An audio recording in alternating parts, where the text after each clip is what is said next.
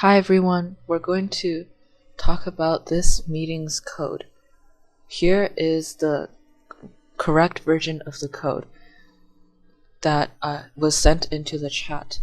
At the top we have the function, and over here we have the encryption part. These two parts both are correct and they don't have any hidden Easter eggs in them. The only mistakes I put are in the last 4 lines, and I hid 3 mistakes into them.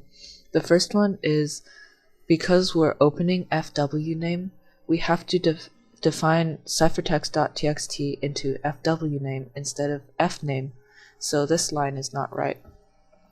The second mistake is we're supposed to write a lowercase w for write mode because we want to put our encrypted text into the document. If we do it in read mode, then we won't be able to write anything in it. Also, it needs to be a lowercase instead of a capital. So that's for the second mistake. The last mistake is when we're closing the file, it should be fw.close instead of fw.closed. So if you found all of these 3 mistakes, then you're really good. Next, let's look at Adrian's homework. Adrian emailed me saying that the plaintext file isn't recognized as a file even if I have the exact file name and add the .txt at the end, but I think my code works.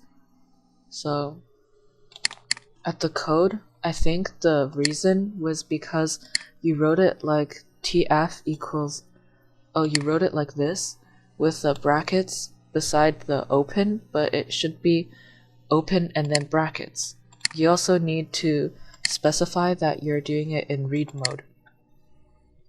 I'm pretty sure if you run it like this, it still works, but the right grammar is like this.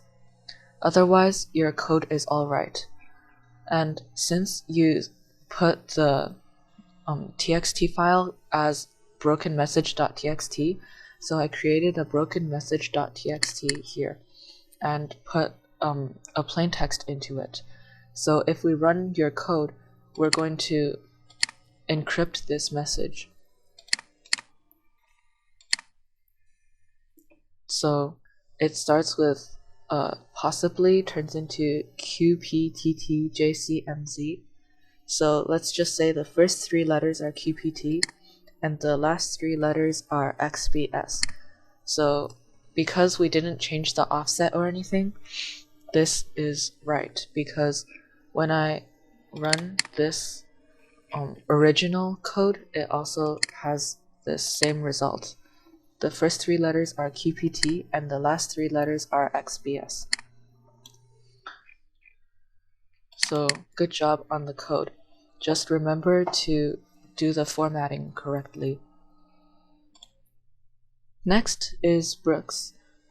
This is the homework for meeting number 4, and I looked through it and it looks very good.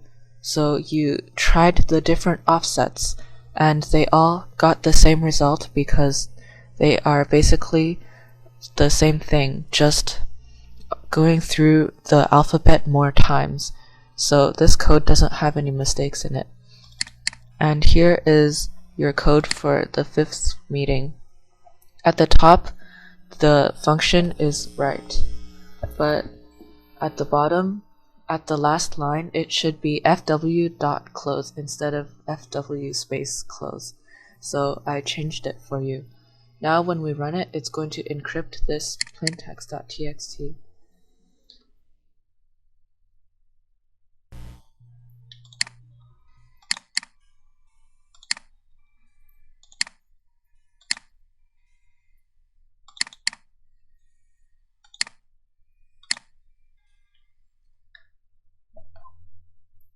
So I changed the plaintext into this message, possibly the most important code-breaking event, and then we're going to run it to check. So it starts with QPT in the plaintext and ends with XBS. So now the code works. But I think there is something wrong with the code. because the plaintext isn't supposed to turn into the ciphertext.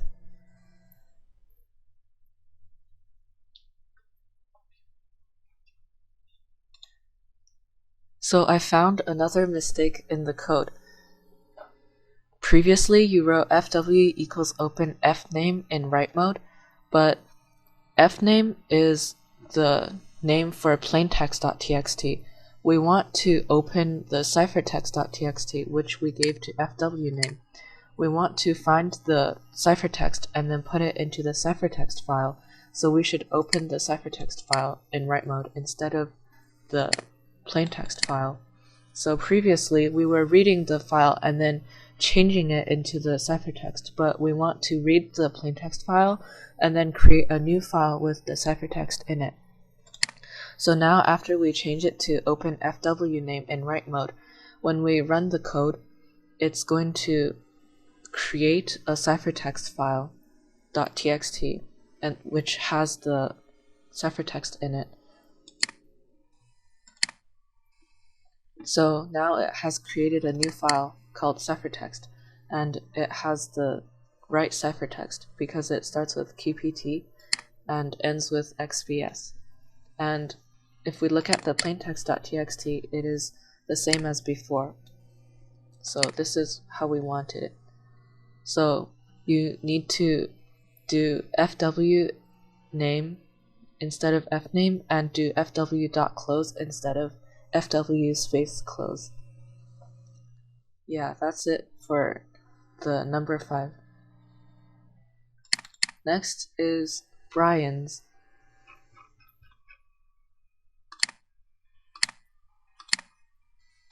In your plaintext, you said you don't have the Teams thing and you're confused. That's because when I recorded it, I wanted to do it on Teams because that's what we use at school. But since most of your parents use WeChat, so we used WeChat. And I didn't send an email to every single person about the Teams. You just need to email your code to me after each meeting, and then I'll mark it. Also, you can just use Word.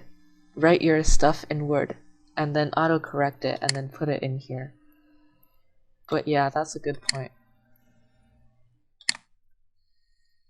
So for your code, it's all right, except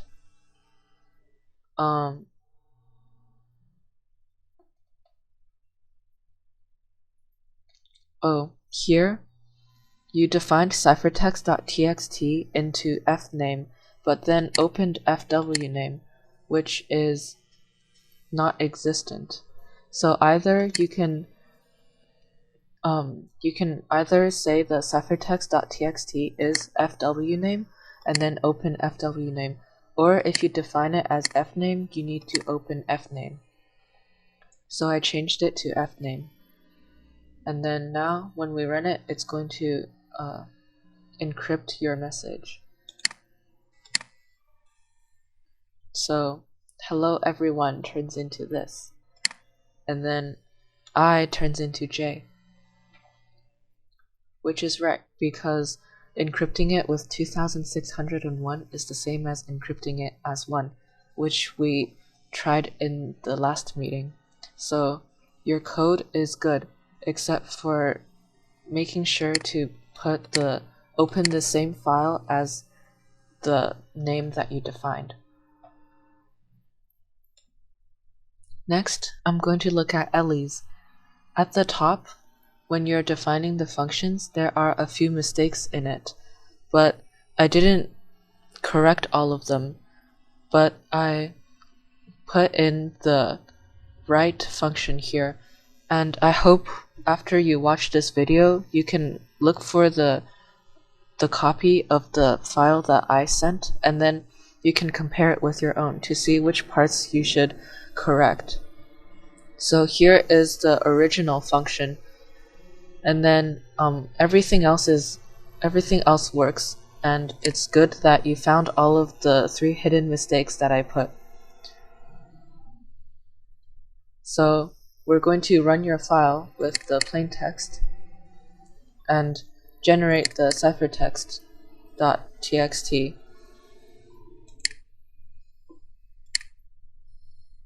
So the code was successful because in the ciphertext the first 3 letters are QPT and the last 3 are XBS. So now your code works. Just remember to compare your code with my code to see what the differences are, because your code originally didn't work well. Next is Gary's. So for Gary, you defined the function and created the plaintext.txt and you opened it in read mode, but you didn't finish the second half of the homework, which is to encrypt the message in the plaintext and then put the message into ciphertext.txt. So I can't mark it right now, and after you watch this, you should finish the rest of the homework and then send it to me, and I'll mark it in the next meeting. So you need to encrypt it and then write the ciphertext into a separate txt file. And remember, in the code that I sent, there are 3 hidden mistakes in the last 4 lines. And I hope to see your assignment next time. Next, I'm going to look at Grace's. So in Grace's, everything was perfect, so I didn't change anything. And let's run it with your plaintext. I'm glad the year of 2014 was great.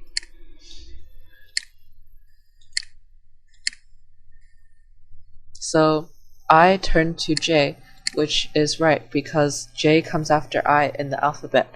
So we know that this encryption is successful. And that's good. And then let's look at Henry's. In Henry's, I also didn't find any mistakes. So let's just run it with the plaintext that I created. So after we encrypt this, the first 3 letters are QPT and the last 3 letters are XBS. So this code is correct. Next, let's look at Richard's. In the function, in this line, it's supposed to be if ord char plus n is greater than ord z, then we need to minus 26. It's not if when it's less than, because if it's greater than, then it overflows the set, because it's from A to Z, not Z to A. So if it's greater than Z, then it's not in the alphabet set anymore. Same thing with the bottom one. If it's greater than lowercase z, then we need to minus 26. It's not if it's less than lowercase z. So I changed those 2 for you. And here, just to make things simple, I wanted to make all of the offset 2601. So then I can check to see if it's right. But here, the grammar is correct. It's just I changed it. And at the bottom, you found all of the mistakes, so that's good. And we're going to run it with this plaintext to see what happens when I encrypt it. So now we have this ciphertext starting with QPT and ending with XBS, and we put it into the ciphertext.txt. So the whole process has been successful. Next, let's look at Vincent's. You said in your email that you were a bit confused, and you asked me to explain it in an email again. So I'm just going to explain it in the video right now, and it's easier than sending an email. So you just needed to copy the code that was sent in WeChat, but figure out the mistakes that were in the code. So you figured out 2 of the 3 mistakes that I put. The last mistake was it's supposed to be fw.close, not .closed, and you put brackets after it too. And then apart from that, your code is all correct. Also in the video, I said to share it into Teams, but you don't need to, because I wanted to do it in Teams previously, but most of your parents use WeChat more, so we're using WeChat now. You just need to email me the code after each meeting. Also, we're going to learn the decryption method in meeting number 6, and you can use your own ciphertext to decrypt it. You don't need to decrypt someone else's. And I thought maybe you were confused by that part of the instructions. But otherwise, your code is right. I just changed this part. So let's run it with the plain text. And the ciphertext is correct. So the code was successful. Next, let's look at Jesse's. So for your code, everything was right. I only changed one part because to make things simple, we want to put the plaintext in the same location as our Python code. So you don't need to do this folder. And we just put it under the same folder as the Python file. So right now I have this plaintext.txt under the same folder as your Python code. So I changed it into here, fname equals plaintext.txt, and then I open it in read mode. And then the ciphertext.txt will appear in the same location as well. So now when we run it, it's going to encrypt this plaintext.txt and create a ciphertext.txt with the ciphertext in it. So the plaintext is possibly, and so on, and then the ciphertext is starting with QPT and ends with XBS. So this is the correct ciphertext, and the code is all correct. Next is Mitchell's. I didn't find any mistakes in your code, and I'm glad you made some comments to explain it to me because it made it really clear. And you found all of the mistakes too, so the code is perfect. And then it encrypted the plaintext into the ciphertext. So there's not much to say. The code is really well done. For Williams, there is something wrong with your function to encrypt the characters. I didn't change it for you, but I added the correct original function here, and you can compare it with yours to see which part is different. Because the only 3 mistakes that I included in the original code are in the last 4 lines, which you found. So there isn't a lot of emphasis on the function part, and after you watch this video, you can compare your code with the original code to see which part you should change. Also here, to make things simple, we put the plaintext.txt in the same file as the Python code, so we don't need to do this. And we just do fname equals plaintext.txt, which is this plaintext file. It's under the same folder as your Python file, so we could just do it like this. And then the ciphertext part is correct. So when we run it, it turns the plaintext into the ciphertext, which is correct. And then now in the ciphertext.txt, it has the ciphertext. So now your code works well. That's it for all of the homework. In general, you guys did really good. Just some few mistakes. And just in the future, when I say the mistakes are in the last 4 lines, you don't need to change the things at the top. Yeah. Thanks for watching.